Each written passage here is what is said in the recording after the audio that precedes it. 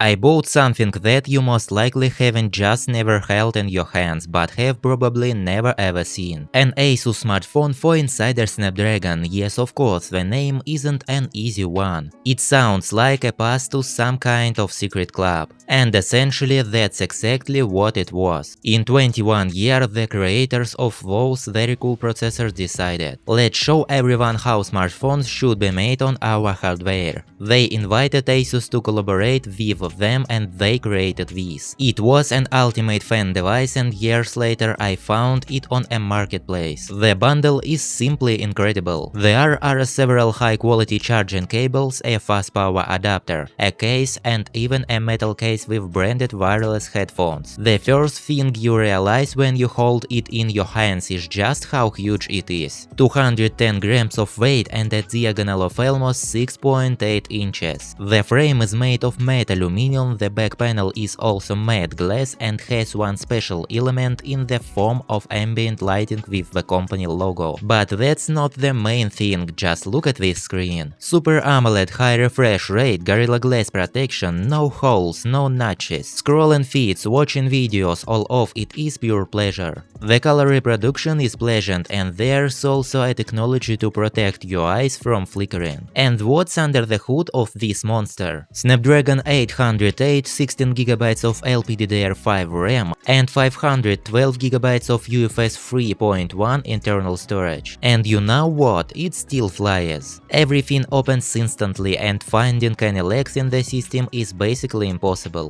When it comes to games, it runs absolutely everything, including today's popular emulators. And judging by the numbers in the throttling test, it's clearly not a simple one. It seems to be additionally overlocked. And everything will seem perfect except that it gets very hot under load. And unlike most other phones, it doesn't resort to heavy performance throttling to cool down, giving the owner the choice to decide whether their phone should break from overheating today or be spared and allowed to cool down. Mobile network, Bluetooth and GPS all catch signals stably, even outside the city. The sound from the speakers is amazing and the vibration is also at a very high level. Even though this is a gaming phone, there are no useless cameras here. A 64MP main camera with OIS and laser autofocus, a 12MP ultra-wide with autofocus and 8MP telephoto with 3x zoom and OIS. Each of these cameras delivers good results in dim light, and the main one takes impressive shots even at night.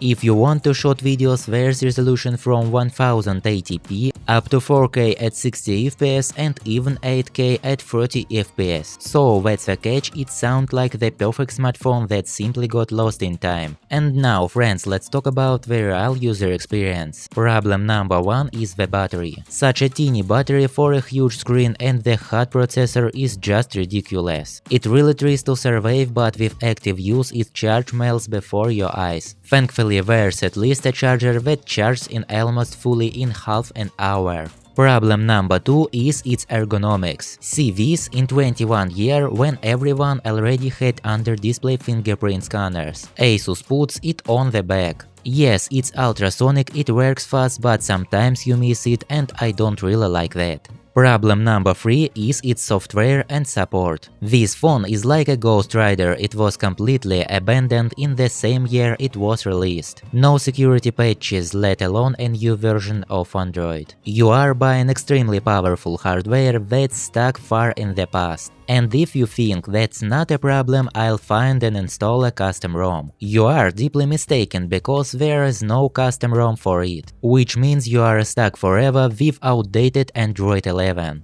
And the first problem is its repairability. First, it's hard to find a new battery for it, there are only a couple of sites selling it for huge money. Second, the internal layout is just brutal, since the board is located in the middle. There are a million interboard flex cables lying on top of other cables. And if it falls, there is a high risk that one of them will come loose or get damaged. And third, given that it doesn't like throttling, there is a chance the processor or some other chips could detach from the board. Thank you for watching, good luck!